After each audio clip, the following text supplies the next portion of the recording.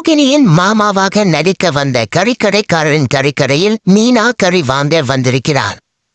இதனால் மலேசியா மாமாவாக நடித்துக் கொண்டிருக்கும் நபர் மாற்ற இருக்கிறார். சிறகடிக்க ஆசை சீரியலில் அடுத்து என்ன நடக்கப் போகிறது என்ற எதிர்பார்ப்பு ரசிகர்களுக்கு இருக்கிறது. காரணம் 2 நாட்களாக இந்த சீரியலில் பெரிய திருப்பம் எதுவும் இல்லை என்றாலும் கலகலப்பான காட்சிகள் இருந்தது.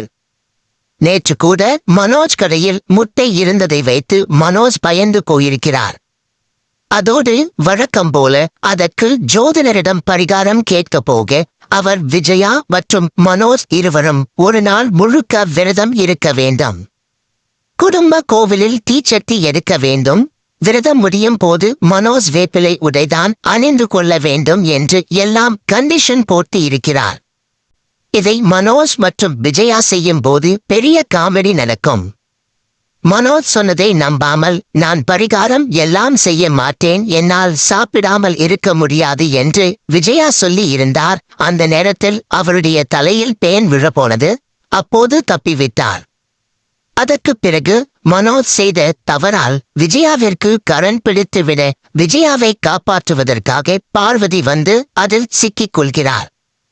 அதைத் தொடர்ந்து ரோகிணி, மனோஜ், ரவி என்று எல்லோரும் கரண் பிடித்து துடித்துக் கொண்டிருக்கிறார்கள்.